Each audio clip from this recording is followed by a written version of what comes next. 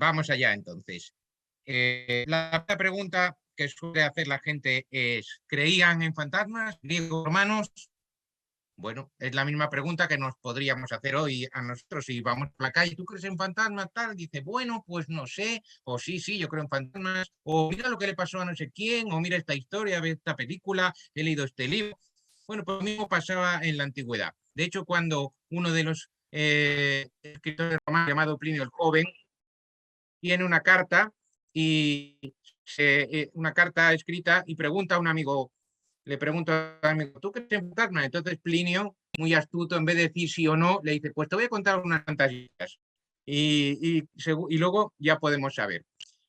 Lo primero que se ocurre cuando vemos fantasma, pues es la imagen clásica del fantasma con la, la sábana, la bola, ¿no? Bueno, este no lo teníamos en la antigüedad, aunque las cadenas y los grilletes sí los vamos a ver en una de las historias que contaremos esta tarde-noche. Pero nos vamos a hacer esta pregunta. ¿Cómo es un fantasma? ¿Cómo representaban los griegos romanos a los fantasmas? ¿Cómo nos ha transmitido la literatura, el arte?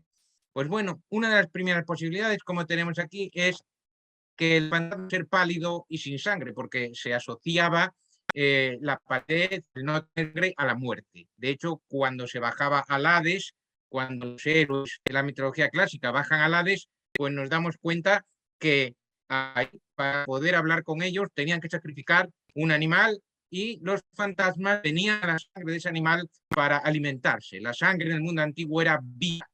Entonces, si tenías sangre, si eras pálido, eras un fantasma. Y de hecho, casi todas las evocaciones de las sombras, del Hades, del mundo de los muertos, los fantasmas eran gente pálida y sin sangre. Otro tipo de fantasmas que podía aparecer eran fantasmas de color negro. El color negro siempre se ha asociado al oscuro, a lo patético. Entonces, muchas veces cuando quieren contarnos una historia de fantasmas en la antigüedad, dicen, pues era un fantasma de color negro, muy negro. Otro tipo de fantasmas es que aparece con forma humana, similar a cuando estaban vivos. Por lo tanto, ser reconocibles, a veces aparecen tal cual estaban vivos y otras veces, muy curioso, como tengo aquí, aparecen más grandes de lo normal. Es muy habitual que un fantasma, cuando la gente cuente la experiencia de cómo lo vio, es un fantasma más grande que cuando estaba vivo. Después tenemos fantasmas evanescentes, pues como el que tenemos en la imagen, ¿verdad? Que es un cuadro de 1901 sobre está Ulises intentando abrazar el fantasma de su madre, un fantasma que supone que estaría en el Hades y sería evanescente, un fantasma, pues lo que nosotros nos imaginamos también como un fantasma, como un espíritu. Sin embargo, en la antigüedad también vamos a encontrar fantasmas con cuerpo humano, lo que hoy se llama técnicamente revenants, es decir, vueltos a la vida, pero con un cuerpo humano que podían comer, podían beber y podían hacer de todo. Nos hemos imaginado cómo podía ser un fantasma griego o romano, vamos a ver por qué se aparecía un fantasma. Eh, si una persona moría en la antigüedad, lo primero que era importante hacer era enterrar su cuerpo, hacer los ritos adecuados y entonces muy probablemente el espíritu de esa persona quedaría en paz y no molestaría a los vivos. Pero podía ser o bien que no se encontrara el cuerpo, o bien que hubiera muerto en extrañas circunstancias, o bien que se hubiera dejado algo sin terminar. Por ejemplo, este primer ejemplo de por qué se aparece un fantasma es porque la persona ha muerto, pero le faltaba por terminar algo en su vida. Y entonces debe volver a la vida para acabarlo, para acabar esa acción que no había hecho.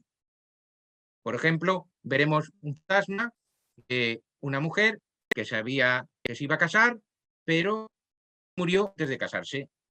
Entonces, posiblemente el fantasma va a venir para poder hacer ese casamiento, para poder pasar su noche de bodas.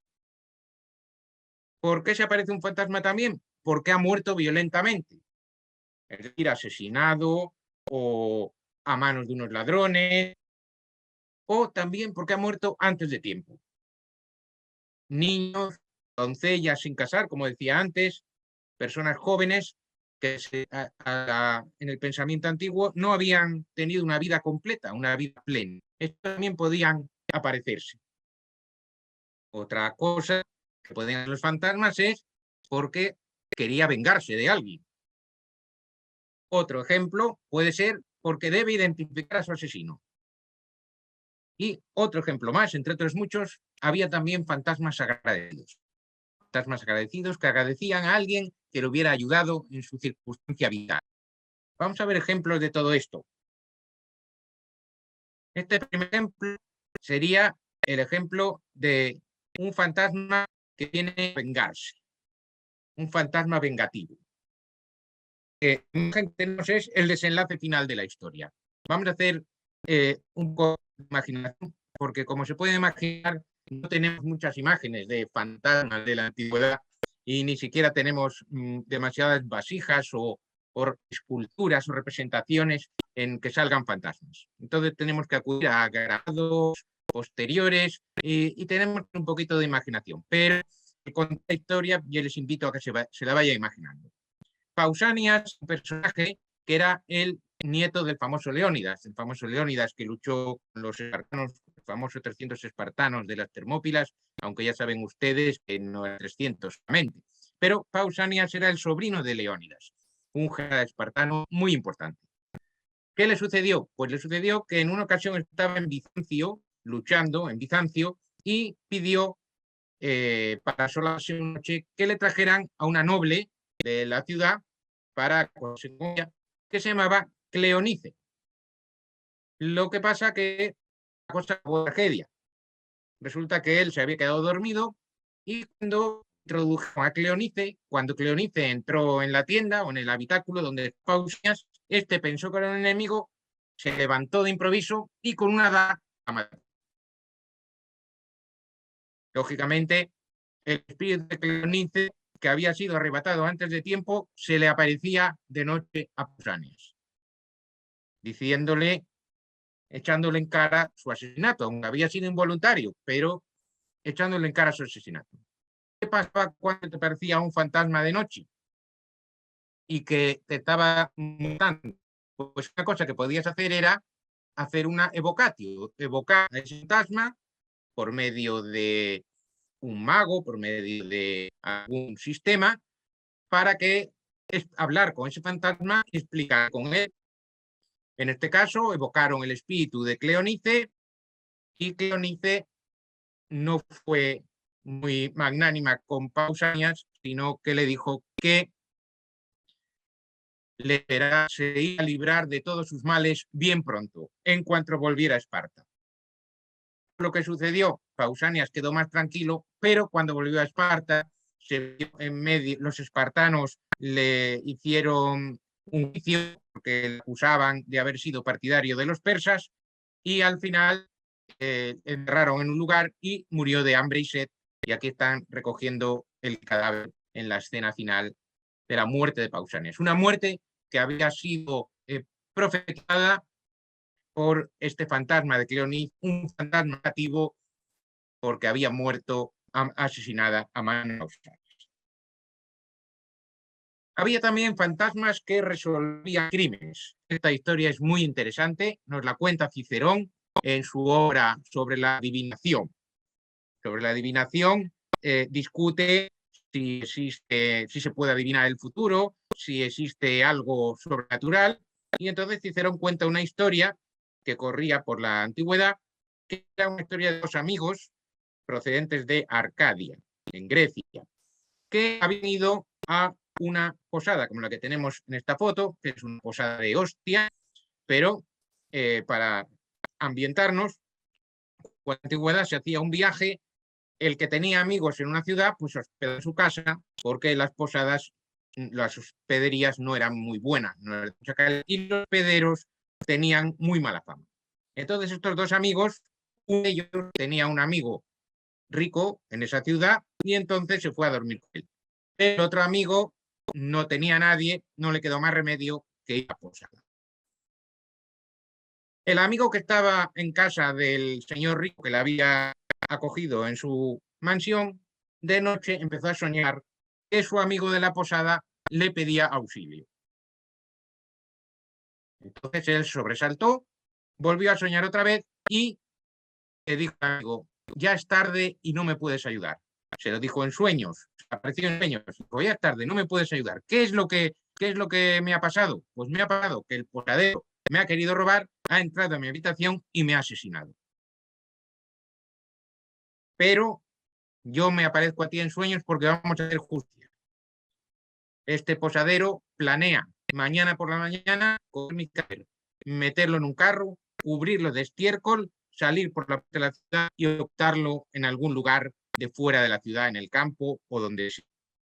Lo que tienes que hacer es dar parte a las autoridades y que le esperen a la puerta de la ciudad. Efectivamente, su amigo dio crédito al sueño que había tenido con este fantasma que había resuelto el crimen de su asesino y al siguiente se apostaron unos guardias en la ciudad y cuando salió el posadero, la carrera, descubrieron el cadáver, el posadero fue castigado y el crimen fue resuelto. Tenemos ya pues un fantasma vengativo, un fantasma que resuelve su propio asesinato y también tenemos fantasmas agradecidos. Simónides era poeta aquí del siglo VI antes de Cristo, un famoso poeta que tiene dos historias muy interesantes de fantasmas agradecidos a su persona.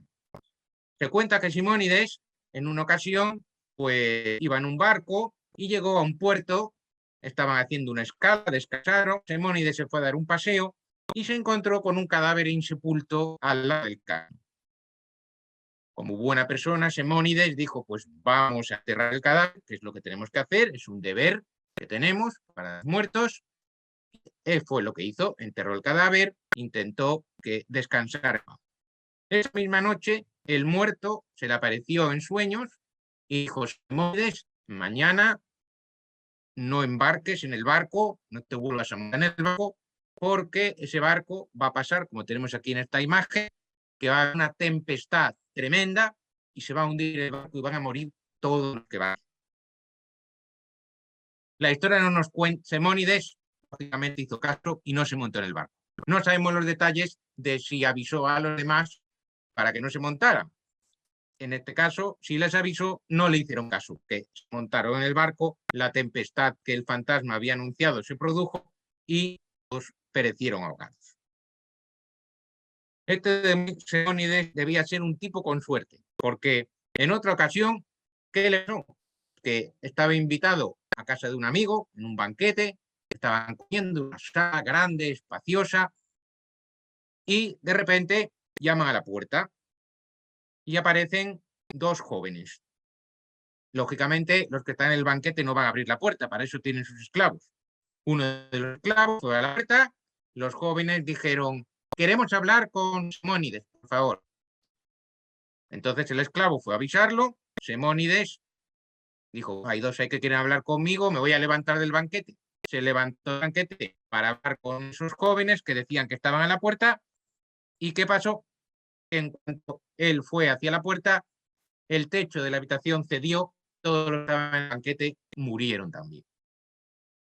Entonces, cuando Simónides llegó a la puerta, ya no había nadie. Esto que nos transmite, en este caso, no se nos dice por qué estos jóvenes fueron agradecidos a Simónides, no se nos cuenta cuál es la causa, pero ciertamente algo hizo Simónides de bueno para que estos dos misteriosos jóvenes fantasmas le salvaran la vida una vez más. Por lo tanto, los fantasmas no todos eran malos, había fantasmas agradecidos. También había fantasmas que avisan y que predecían el futuro. Aquí tenemos una de las historias más fascinantes contadas por Virgilio en el siglo II de la Eneida. La escena de la izquierda es uno de los momentos más emocionantes. Tenemos a Eneas, que huye de Troya, lleva de la mano a su hijo Iulo, que será luego el fundador de la familia Julia, de donde descendería Julio César y Augusto, el primer emperador, y lleva a su padre Anquises en brazos. Esta imagen son las tres generaciones, el padre, el abuelo y el niño caminando juntos, salvándose de Troya. Y detrás, un paso más atrás, iba Creusa, que era la esposa de Eneas. En el tumulto de Troya, ardía Troya, como sale aquí en la litografía, de repente Eneas, que está concentrado en llevar a su padre y a su hijo de la mano, siente que su esposa ha desaparecido, que se ha perdido. Y abruptamente vuelve hacia atrás a ver si la puede encontrar.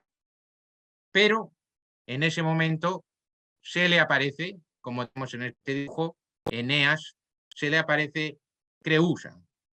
Merece la pena leer un momentito esta escena en una traducción de la Eneida de Virgilio, porque es tan interesante y muy impactante. Dice, se le apareció más que Creusa, era su misma sombra dolorida, en figura mayor de la que ella tenía, es decir, que era tamaño mayor que la Creusa natural. Como habíamos visto, los fantasmas podían ser más grandes que habituales. Eneas lo está contando en primera persona y dice, quedé aterrado, se me erizó el cabello. Cuando uno tiene miedo se le ponen los pelos de punta. Lo que pasa es que a lo mejor lo que no saben ustedes es que el término horror viene del verbo hórreo en latín, que significa ponerse los pelos de punta. Se erizó el cabello, se me pegó la voz a la garganta. Entonces me habló así y con estas palabras alivió mi ansiedad. ¿De qué te sirve abandonarte así, mi dulce esposo, a ese loco dolor? No acontece esto sin voluntad expresa de los dioses. No puedes llevarte una contigo aquí. No lo permite el poderoso dueño del Olimpo celeste. Te espera un largo exilio. Vas a tener que pasar, que surcar el dilatado mar, y llegarás a Feria, a Italia, en donde el lidio Tíber, entre fértiles tierras de labriegos, va fluyendo en la paz de su corriente. Allí te aguardan días de alegría, un reino y una región dispuestos para ti. Creusa en realidad le está haciendo el futuro. Eneas va a llegar al Lacio y se va a casar con Lavinia, que era la mujer del rey del Lacio, del rey latino. Fijaos cómo la Creusa es bastante trágico, porque ella renuncia a todo. Los dioses hacen que ella renuncie a todo para que Eneas pueda salir de Troya y casarse con otra mujer para poder fundar Romana en el futuro. Ella misma le dice, desechas lágrimas por Creusa. Y además le dice, y además tengo suerte, porque como me he muerto, no voy a ser como otras troyanas, que sí que van a ser esclavas de los griegos que están asaltando Troya. Ahora, adiós, guarda en tu alma el cariño al hijo tuyo y mío. En el último momento se acuerda del hijo, de Julo, o Julo, que sea el fundador de la familia Julia, como hemos dicho antes. Cuando sí había hablado y yo lloraba y quería decirle muchas cosas, me dejó. Y alejándose fue a perderse entre las tenues auras. 3 veces allí mismo quise tender mis brazos en torno de su cuello, y asida en vano 3 veces se me fue la imagen de las manos, como soplo de brisa, en todo parecido a un sueño alado. Realmente los versos de Virgilio ven esa imposibilidad que tiene el que está vivo de coger el espíritu evanescente del que está muerto, del fantasma. Virgilio está imitando aquí a la Odisea de Homero, en el que vimos la imagen anterior con Odiseo, Ulises, que también quería abrazar el cuerpo de su madre, y tampoco pudo retenerlo entre sus manos porque se escapaba como una brisa. Estos fantasmas admonitorios también pasaron luego a la historia. Aquí tenemos ahora un grabado que pertenece a la obra de Shakespeare de Julio César. Shakespeare se basó en la vida de César, escrita por el autor grecorromano Plutarco en el siglo II, y en esa vida de César había un momento, vida de Bruto, decir la de Bruto. Bruto era el asesino de César, como ustedes saben, y una noche se le apareció el espíritu de Julio César, que va a aparecer más veces a lo largo de esta charla. El espíritu de Julio César en realidad era un espíritu, según decía Plutarco, era un espíritu malo. Decía, soy tu espíritu malo, Bruto, te veré en Filipos, te veré en la batalla. Después, este espíritu malo lo interpreta Shakespeare como el fantasma de Julio César, que es el fantasma de Julio César que le está diciendo, tú me has matado, pero en Filipo vas a morir tú. Y efectivamente, en la segunda batalla de Filipo, Bruto, al ser derrotado, pues se suicida y se quita la vida. Es un famoso fantasma que ha pasado a la literatura a través de Shakespeare y que todavía hoy podemos encontrar esa historia. Bien, vamos a ver ahora un caso extraordinario, muy interesante, muy curioso, un caso de muerte viviente. En este caso, el fantasma que nos vamos a encontrar es un fantasma que puede comer, que puede beber y que puede hacer otras cosas, como vamos a ver. Es la historia de Filinion y Macates. Filinion es un nombre de chica, Macates es un nombre de chico, vaya nombrecitos tenían en esta época, y nos cuenta un autor que se llama Flegón de Tralles en el libro de las maravillas. Es un pequeño libro donde cuenta historias increíbles, historias maravillosas. Grabado muestra uno de los momentos cumbres de la historia, pero vamos a irla contando poquito a poco. Plinio es una chica que se iba a casar, pero, como decíamos antes de casarse, murió. Los padres se quedaron muy tristes y un día vino un joven, se llamaba Macates, y estos padres le hospedaron en su casa. Le dieron una habitación al joven, el joven estaba en su habitación cuando apareció una chica. El joven no se asustó porque muchas veces los anfitriones podían dar una chica al que estaba durmiendo en su casa, pues para que sea entretenido. Él se enamoró de la chica, pero no sabía que era Filinio. Él pensaba que era una esclava que había mandado allí. Entonces, la primera noche hacen el amor, pero pasa una anciana esclava y por la rendija de la puerta se da cuenta de que la chica con la que está el joven es Filinio, la reconoce y va corriendo a avisar a los padres que estaban en otra habitación.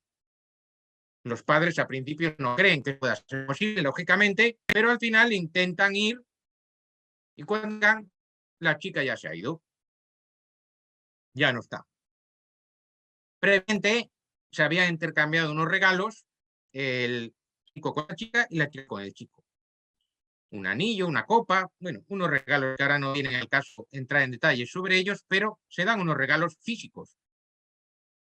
Entonces, el joven dice, no, a mí no me ha dicho nombre, no sé quién es, yo pensé que la habíais mandado vosotros. Entonces, la madre de Filión le dice, mañana, cuando vuelva la chica, reténla y vamos a venir aquí nosotros a ver si es nuestra hija, ¿verdad?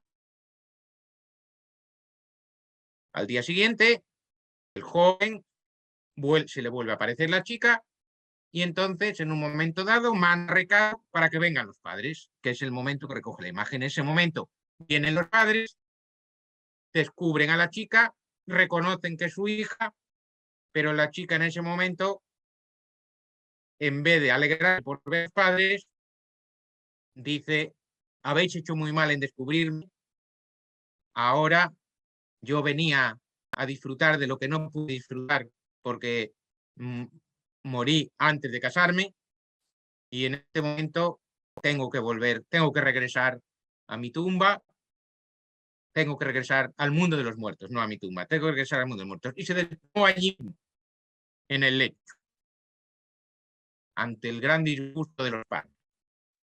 Lógicamente, fueron a mirar en la tumba a ver si estaba el cadáver, y el cadáver no estaba en la tumba. En la tumba sí que estaban los regalos que le había hecho el chico. Pues que muerta viviente, la noche anterior había ido de la tumba, había guardado sus regalos y había vuelto otra vez a la noche siguiente. ¿Qué pasaba cuando había una aparición de estas cosas, algo que trastocaba el mundo natural? La gente enseguida empezó a sobresaltarse. Un fantasma por ahí, por allá, se convirtió en un problema público. Entonces lo que hicieron fue ir a la tumba, comprobar que efectivamente allí no estaba el cuerpo, como contó antes, y coger el cuerpo de la chica que estaba en la cama, llevarlo a la tumba, enterrarla según los ritos, para que no volviera a salir de allí ni a molestar a nadie más. La chica no volvió a salir de su tumba, suponemos que quedó satisfecha porque pudo hacer lo que no había podido hacer, pero el que llevó la peor parte fue el joven Macates, que poco tiempo pues se murió de pena por haber perdido al gran amor de su vida. Una historia fascinante, la de Filión y Macates, que ejemplifica una muerta viviente. Que fue el origen de un famoso poema de Goethe, La novia de Corinto. La acción no se desarrollaba en Corinto, en la historia original de Flegón de Tralles, pero Goethe la colocó en Corinto y cambió algunas cosas. En este caso, la chica, sus padres, la chica vivía enferma, sus padres eran paganos, pero para que se curara la enfermedad se hicieron cristianos. Y para que se curara, al hacerla cristiana, le habían dicho que no se podía casar ya, y ella ya estaba prometida. Hubo también un chico que estaba en la casa, le apareció la chica igual que en la historia anterior, pero en este caso la chica no tenía tan buenas intenciones como nuestra Filinion. La chica se había convertido en un vampiro, porque al chico, después de estar con él, le había absorbido toda la sangre del corazón. Como ven, perdón, en la historia de Filinion no aparece nada de eso. Lo que pasa es que Goethe, como vamos a ver más adelante, está juntando dos historias antiguas. Está juntando la historia de Filinion y Macates, que les acabo de relatar, y otra posterior, donde sí que aparece la primera vampira o vampiresa, es un juego de palabras bien vampiresa, como veremos, de otra historia posterior que veremos más adelante, y al mezclar las dos historias, pues creó esta nueva obra, La novia de Corinto. Muy bien, vamos a pasar a un apartado fundamental en la antigüedad, el apartado de las casas encantadas. ¿Quién no ha visto una película donde hay una casa encantada? ¿Quién no ha visto el clásico de los 90, Poltergeist, 80, más bien de los 80, Poltergeist, en la que una familia vivía en una casa y resulta que debajo de la casa estaba construida en un cementerio y pasaban cosas muy raras. Bueno, pues todas esas historias ya estaban en la antigüedad. Y conocemos una de ellas por Plinio el Joven. Plinio el Joven era de la época del emperador Trajano, un senador muy culto que escribió unas cartas. En una de ellas describe una historia, que es la historia de la casa encantada de Atenas, que les voy a contar ahora brevemente. Había una casa encantada en Atenas. La casa, de noche, se aparecía un fantasma. Este fantasma era un anciano muy pálido, en este caso el fantasma es pálido, y con cadenas. Se oía ruido de cadenas, la gente que vivía en la casa se moría de miedo y la casa se quedó vacía. Los dueños la pusieron en alquiler. Y entonces llegó a Atenas el que le llamo yo el primer cazafantasmas de la historia, un tal Atenodoro. Atenodoro era un filósofo. Se haya pensado identificar con algunos de los muchos filósofos atenodoros que existieron en la antigüedad. su misma palabra, su mismo nombre, Atenodoro, significa regalo de Atenea. Y Atenea es la diosa de la sabiduría, de la inteligencia. Por eso el filósofo, cuando vio que se alquilaba la casa, que era muy barato, se enteró de que allí era una casa encantada y que por eso está con un precio tan bajo, y dijo, pues por eso mismo la voy a alquilar y me voy a pagar. ¿Qué hizo este Atenodoro? Pues Atenodoro lo primero que hizo fue sentarse, como lo tenemos aquí.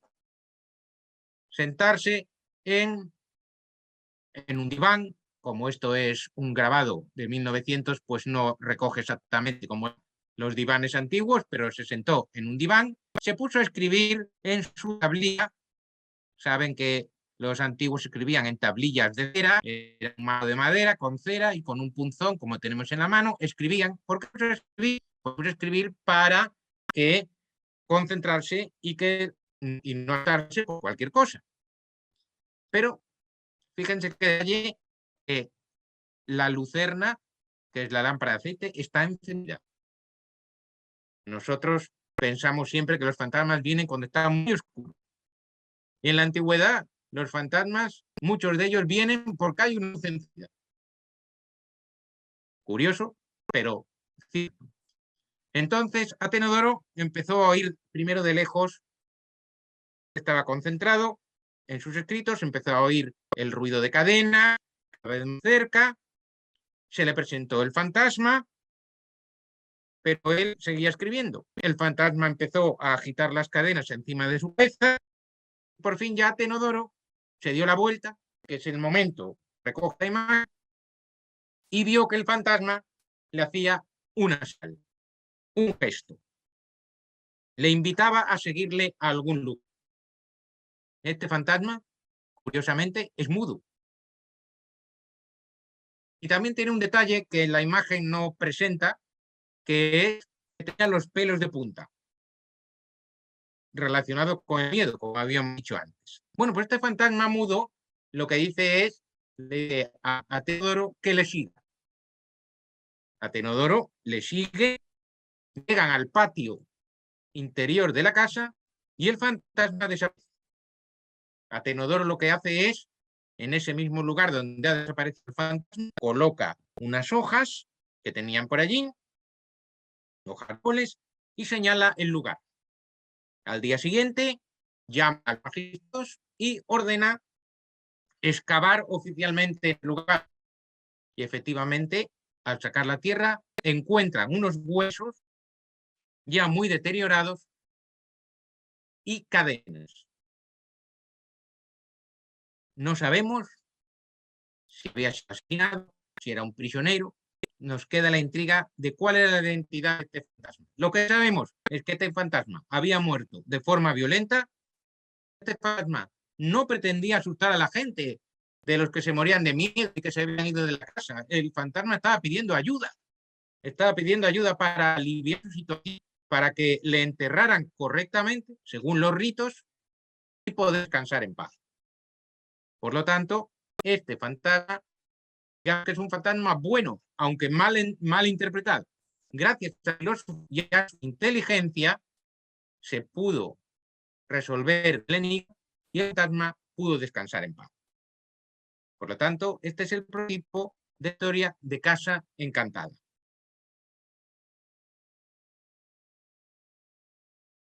Tiempo después, un siglo después de esta historia, tenemos a este autor, Luciano de Samosata, del que tenemos muchas obras y muy interesantes, y una de ellas se llama, esta que está aquí, El aficionado a las mentiras.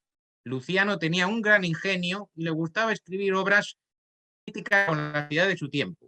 Entonces, este aficionado a las mentiras es como un crítico a todas las historias de fantasmas, de fantasía, de disparates que había en su época o que se contaban por ahí y que nosotros no hemos conservado. Ciertamente, no sabemos si estas que nos cuenta Luciano son reales o están basadas en reales, pero exageradas hasta el extremo. Yo pienso que sí, que son historias que tienen su fondo real, su fondo popular, pero que él las lleva un poco a este tema. En este caso, la casa encantada no va a estar en Atenas, sino que va a estar en Corinto, y esta vez no va a ir un filósofo. Hay también un fantasma. El fantasma ya no es pálido, una sombra pálida, un buen espíritu que buscaba descansar tranquilo, sino que es un fantasma negro, muy malo, que asusta a la gente y que adopta diversas formas. Se puede convertir en toro, se puede convertir en diversos animales. Y el que va a solucionar el problema ya no es un filósofo, como he dicho antes, sino que va a ser un mago. El mago se presenta en la casa, el fantasma aparece, cambia todas las formas de animales para meter todo el miedo posible al mago, pero el mago dice, no, aquí estoy yo te domino. ¿Cómo te voy a dominar? Con palabras mágicas y con palabras egipcias, que era lo que en la antigüedad más exótico tenían. Palabras egipcias con puros egipcios, en realidad lo que está haciendo es un exorcismo, lo que hoy conocemos como un exorcismo. Un exorcismo para echar a este espíritu malo de esa casa. Y efectivamente lo consigue echar del lugar. Vemos que la historia ha cambiado. Seguimos teniendo una casa encantada, seguimos teniendo un fantasma, pero ya no tenemos un filósofo, ya tenemos un mago, un exorcista que echa fuera a los demonios, perdón, a los espíritus malos. Luego, la historia de la casa encantada pasará también a la época cristiana, y ahí será un santo el que eche fuera a un demonio y deje la casa en cuestión libre. Bien, no solamente había casas encantadas en las que había espíritus, había casas encantadas en las que pasaban cosas raras. Augusto nació en una localidad que se llama Belitras, que está muy cerquita de Roma, pertenece al municipio de Roma, y allí enseñaba su casa, y que era una especie de despensa, una habitación lúgubre, y creí que era un lugar sagrado, porque había nacido el primer emperador, y que nadie debía entrar allí,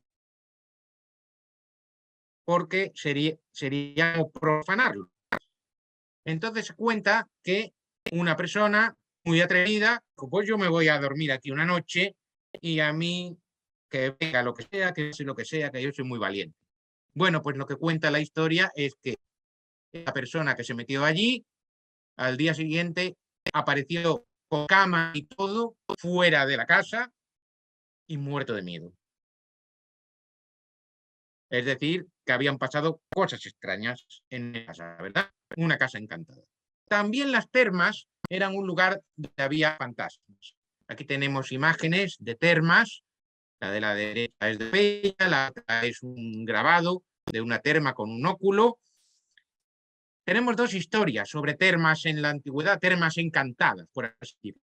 Tenemos la historia de Damón de Queronea, que es del siglo I de Cristo, en la que un tal Damón era un personaje muy malo, que trataba mal a la gente de su ciudad, que le robaba, en fin. Era un personaje importante, pero no se portaba nada mal, nada bien con ellos. Muy mal. Entonces lo que hicieron fue un día con halagos, dijeron, vente a las termas a darte un baño, y en las termas lo mataron. Pero esas termas quedaron encantadas, porque después se decía que el espíritu va por ellas. Después también tenemos una historia muy cortita de un tal Porfirio, que era un exorcista, en el que también había una terma que estaba poseída por un demonio con un nombre raro. Tenía este demonio y Porfirio consiguió echar al demonio de las termas. Así que, curioso, las termas que siempre las asociamos con los romanos, con la diversión, con la higiene, también podían tener su punto oscuro. Y otra cosa que suele pasar son lo que llaman los fenómenos de poltergeist, ¿no? Objetos que se mueven solos. Nos lo cuenta en Luciano, en la obra que habíamos visto antes, el ha criticado las mentiras. Y aquí tenemos la historia que nosotros conocemos la aprendiz de brujo. Seguro que ahora están ustedes pensando en la famosa historia de fantasía de Mickey, con esas escobas que se parten y que acarrean agua y se tienen que se inunda el lugar y no se pueden parar hasta que el mago vuelve porque el ratón Mickey le había quitado el conjuro al mago, ¿no? Pues esta historia de aprendiz de brujo tiene su origen y bueno, y la famosa música que acompaña, lógicamente. Tiene su origen en este relato de Luciano. En el relato de Luciano es un mago, un egipcio. Lo podemos imaginar como esta imagen que tenemos aquí al lado, vestido de lino y con la cara rapada, que era como se representaban y como iban los sacerdotes egipcios. Este se llamaba Páncrates. Páncrates significa todopoderoso. Páncrates era tan poderoso que en una ocasión que iban por el Nilo en un barco, él se tiró al agua y era capaz de nadar entre los cocodrilos, de montar encima de ellos, de hacer cabriolas y los cocodrilos no le hacían nada. Tan asombrado quedó uno de los pasajeros del barco que le dijo: yo quiero hacerme discípulo de Páncrates, me voy contigo. Dijo: vale, muy bien, vente conmigo, pero tienes que guardar los secretos de la magia, etcétera, etcétera, etcétera. Este discípulo vio que una vez más cogía, en este caso no es una escoba, sino que es un mango de mortero, un mango de mortero. Nos imaginamos los morteros pequeñitos, pero hay que imaginarse los morteros grandes, esos que vemos en las películas de África, que son unos morteros grandes, como un palo enorme, ¿vale? Para machacar el maíz o el trigo, lo que sea, los cereales. Un mortero de esos lo vestía como una persona y lo ponía a funcionar y era el esclavo de la casa. Es el típico tópico del ayudante mágico. Y el mago hacía el conjuro en secreto, pero el discípulo dijo: pues yo me voy a hacer también unos esclavos para mí. Puso en marcha el conjuro, igual en la película de Mickey, se empezaron a multiplicar los esclavos y empezó a pasar todo lo que pasa en la película hasta que vino el mago, le reprendió y finalmente le echó. Es decir, que aquí tenemos un ejemplo de objetos que se mueven. Son los objetos inanimados que los magos son capaces de formar. Y también tenemos el caso de estatuas vivientes. ¿Quién no ha oído la cosa de la famosa historia del museo de cera que luego se queda de noche, o de las películas Noche en el museo, que las estatuas de cera cobran vida, ¿no? ¿Quién no ha oído nunca una historia de una estatua que cobre vida? Pues de nuevo Luciano de Samosata nos cuenta una de estas historias.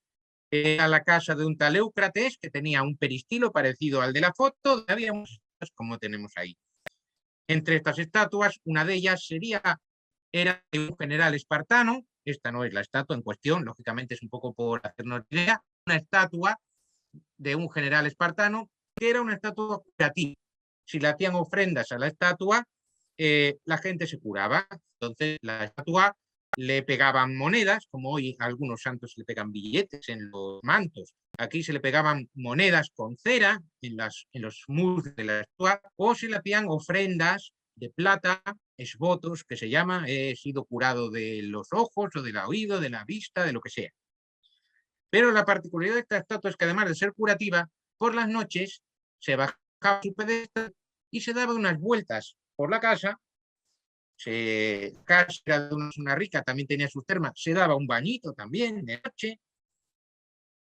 La gente lo sabía, los habitantes de la casa, pero la estatua era inofensiva.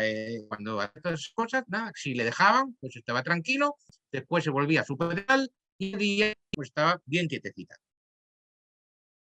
Pero el ambición y la avaricia rompen el saco, como dice el refrán.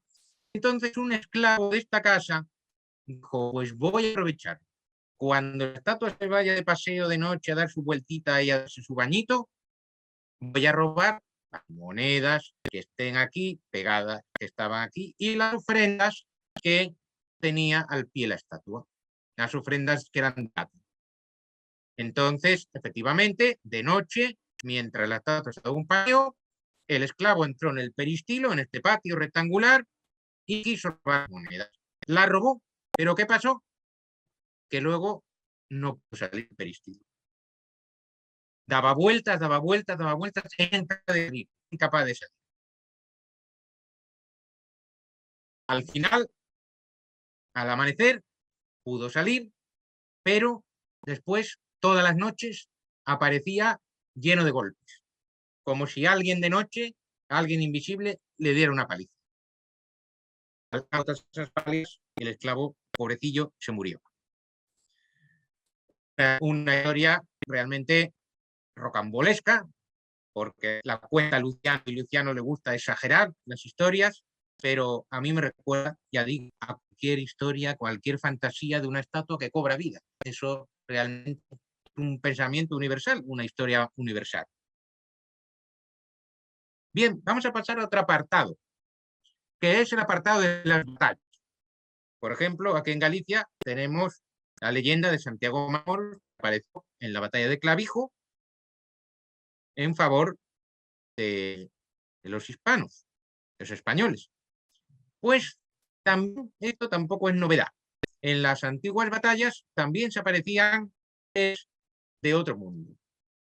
Tenemos la famosa batalla de Maratón, en la que los atenienses, el soldado plita de los atenienses, se enfrentaban a los persas. En esta batalla, esto es una reproducción de una pintura que había en uno de los pórticos de Atenas, en la que se representaba la batalla y quiénes habían aparecido en ella. También, quiénes habían luchado a favor de los atenienses. Pues claro, Atenea, seguro. Pero Teseo. Teseo era el héroe de Atenas. Teseo, el famoso del Minotauro. Teseo era el héroe de Atenas. Entonces, cuenta la leyenda, cuenta que en la famosa batalla de Maratón, Teseo se nació luchando a favor de los atenienses contra los persas.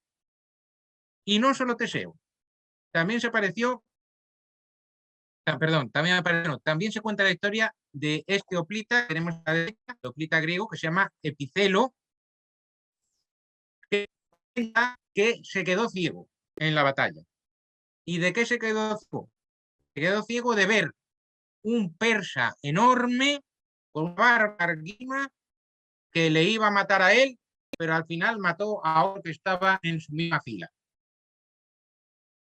Pero al ver este fantasma, esta aparición, pues Epícelo se quedó ciego. Hay otra historia de la que no tengo imagen, que era un tal Equetlo, que se le representa con un arado, porque era una especie de héroe que con un arado en la mano empezó a luchar también contra los persas en favor de los atenienses. Vemos que la aparición de seres sobrenaturales en las batallas es antigua ya.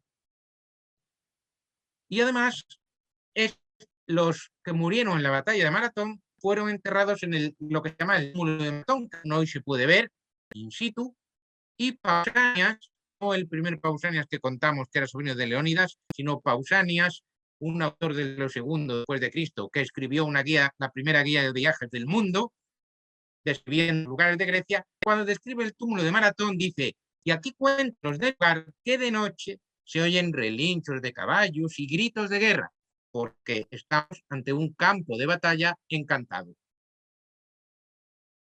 Los campos de batalla encantados son también un tópico que también da en la actualidad.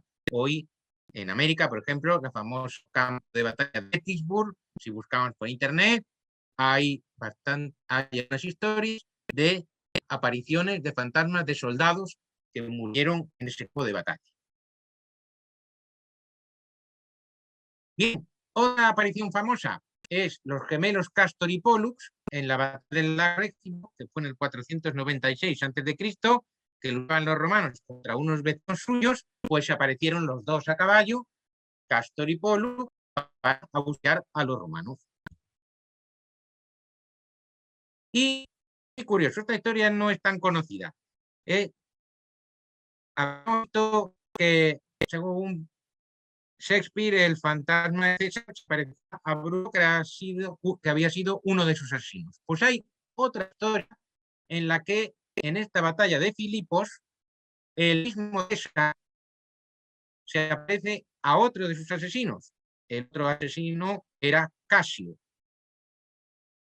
Bruto era uno de los asesinos, Casio era otro.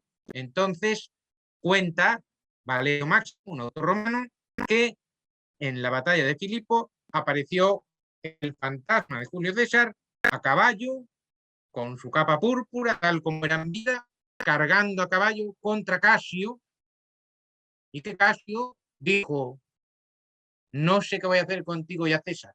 ¿Qué más puedo hacer si ya te he matado? Repito, esta historia menos conocida de Julio César es el fantasma de Julio César en plena acción en la batalla, luchando contra sus asesinos, y el asesino reconociendo que César es superior a todo, porque le he matado y encima ahora se me aparece para luchar conmigo después de muerte. A todos les estará viniendo a la cabeza la batalla del ganada después de muerte. Bien, vamos a pasar ya a la parte de vampiresas y embuscas.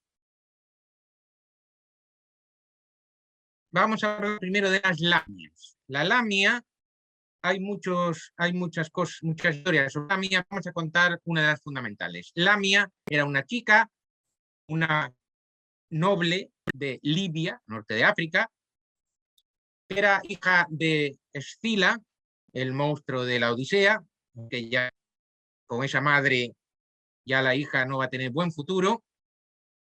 Y Zeus, como siempre, se enamoró de ella, ¿no? Se enamoró de ella y hizo más cosas con ella. La celosa Hera, esposa de Zeus, siempre la acechó. Dijo así, pues ahora ella era siempre, en vez de castigar a Zeus, que podía, castigaba a las amantes de este. Le dijo: todos los hijos que tenga se van a morir. Y efectivamente, cada hijo que tenía Lamia se moría. La pobre mujer enloqueció y lo que hacía era ir a buscar a los hijos de las otras madres y comérselos o matarlos. Entonces la Lamia luego se confunde muchas veces con Mormo, que era como llamaban a lo que nosotros llamamos el coco con el que se asustaba a los niños pequeños. Esta Lamia se tenía a los hijos y asustaba siempre a los hijos. Siempre, luego los romanos ponían a los hijos un montón de amuletos, un montón de cosas para que estas lamias, o ya serían más de una, no atacaran a sus retoños. También es importante que esta lamia cuenta la historia que Hera también le dio la maldición de que no se podía dormir, que siempre estaba despierta. Entonces su angustia era impresionante. Pero, apiadándose de ella, una divinidad le concedió que se pudiera quitar los ojos. Entonces, cuando se quitaba Lamia los ojos, podía dormir tranquila y no hacía daño a la gente.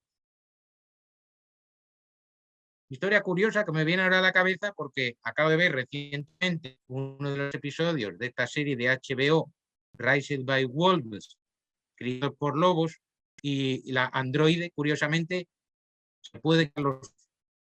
Y los ojos son los que le hacen en ese caso. Es un pequeño detalle, pero no sé si los autores sabrían algo de Lamia o simplemente es una coincidencia, pero bueno, la pervivencia de estas cosas también puede ser interesante, ver cómo perviven historias de los ojos que se quitan y se ponen. Pero bien, volvamos a Lamia. De Lamia se contaba otra historia. Se contaba que vivía en una cueva y que exigía jóvenes para comérselos. Y que una vez fue un joven, pero el joven apareció otro que se enamoró de él y dijo: no, déjame a mí, que yo me voy a poner. Este otro joven se puso en lugar de amante, era mucho más fuerte y valeroso, y cogió a Lamia, que era un monstruo, lo sacó fuera de la cueva, lo tiró por un precipicio y acabó con él. Y donde murió salió una fuente. La fuente le llamaron Síbaris, que también luego coincide con el nombre de la colonia griega de Síbaris, de donde viene nuestra palabra sibarita, amante del lujo. Estas lamias también pueden llevar el nombre de empusas. Y la historia más famosa es la de que cuenta que vive Apolonio de Tiana. Apolonio de Tiana vivía desde el siglo I después de Cristo y era un taumaturgo, un sanador, del que tenemos una vida de Apolonio de Tiana, escrita por Filóstrato, que cuenta nuevamente las hazañas de este sanador, taumaturgo, exorcista, buena, un poco de todo. Este Apolonio fue a visitar a un amigo suyo que se llamaba Menipo. Menipo era un filósofo joven. Lo que pasa que todo lo que tenía de filósofo venía de tonto en cuestiones de amor. Una vez que estaba de paseo, se le apareció una mujer guapísima que le encandiló una, que podíamos llamar, como en el cine negro, una vampires, haciendo el juego de palabras. Y se enamoró de ella y se iban a casar. Pero apareció Polonio de Tiana y al ver a Menipo, ya solo de primer brazo le hizo la radiografía. Dijo, a ti te pasa algo. Tú estás enamorado de una mujer, pero una serpiente te quiere a ti. ¿Cómo, cómo? De Menipo. Sí, esa mujer, ¿te vas a casar con ella? Dice, claro, claro, si yo la quiero, ¿cómo no me voy a casar con ella? Digo, bueno, pues vamos a esperar al día de la boda. Llegó el día de la boda y una boda fastuosa con un montón de manjares, con un montón de servidores, un banquete fantástico. Entonces, la novia guapísima, el novio enamoradísimo, llega Menipo, se pone delante de la novia y delante de todos los invitados y dice, todo lo que está aquí no existe. Y es mentira. Y a la novia le dice, y tú eres una empusa. Empusa era un nombre que podía ser también para Lamia, pero en este caso emplea el nombre de empusa.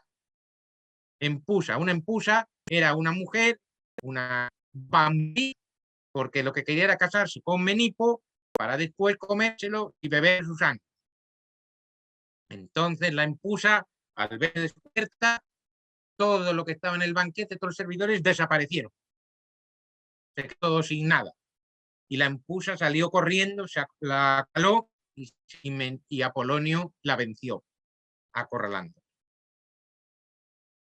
Así que este sería el presente, digamos, de las vampiras. No había vampiros en la antigüedad, pero sí que había esta especie de vampira. Y que si recordamos, ahora que acabamos de escuchar esta historia, si unimos con la historia de Filinion, nos salen las dos historias, las que pasó Goethe para la novia de Corín. Bien, ahora me dirán ustedes, perdón, estas teorías de fantasmas son muy antiguas, pues ahora les traigo dos ejemplos de fantasmas romanos actuales. Se cuenta en la ciudad de York, hay una casa, que es esta, y que un señor, un día tuvieron que hacer una obra en la casa, en el sótano de la casa, que es ya esto que tenemos aquí. Esta sería una pared del sótano y esta obra. Nos imaginamos una pared aquí, otra pared aquí. El encargado de arreglar las cañerías, de poner un poco todo eso, que se llamaba Harry Martindale, en febrero de 1953, mientras estaba trabajando, declaró que había visto a una patrulla de soldados romanos salir de esta pared, atravesar la sala y atravesar la otra pared y desaparecer. Bueno, increíble, ¿no? Además, al principio la gente no le creyó, porque los romanos que describía eran muy raros. Tenían cota de malla y tenían un escudo ovalado. Y esa no era la imagen que tenía la gente de romanos en esa época, ¿no? Las películas de romanos de Cubadis, pues los soldados romanos no se parecen a estos, a este que tenemos en la foto, que sería un auxiliar romano. con el tiempo, cuando fueron hacia las excavaciones y se fue conociendo mejor lo que era los romanos, los soldados romanos de la época, algunos dieron un poquito más de crédito a la historia de Martin Day, porque decía, esos romanos no se los ha inventado, se supone que eran romanos auténticos, de la época correspondiente a la época. Bueno, sea verdad o mentira, eso ya lo dejamos a juicio de los oyentes. Pero todavía hoy, por ejemplo, pues aparece esta historia, busca por internet Roman Gods y es una de las historias que te sale. Normalmente en webs de paranormales y esas cosas. Y otra historia más es esta, que esta es más reciente, del 2016, de una noticia de alguien que estaba al aire libre, junto al de Adriano, que está en Inglaterra, como ustedes saben, y vieron esta especie de fantasma, hicieron esta foto, y eso supone que era un soldado romano. Entonces, ¿está un soldado romano patrullando todavía la muralla de Adriano? Ahí queda la cosa, ahí queda la cosa. Nosotros ya nos vamos a ir terminando.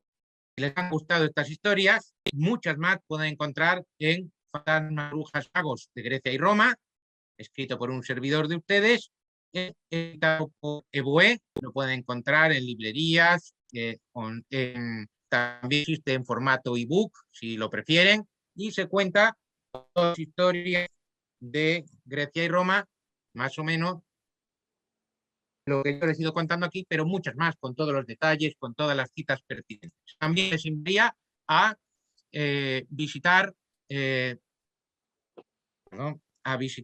la página, tiene página web, Morriosus, es una recreación histórica de culto romano a la que pertenezco, estoy orgulloso de pertenecer, en la que recreamos la religión romana antigua.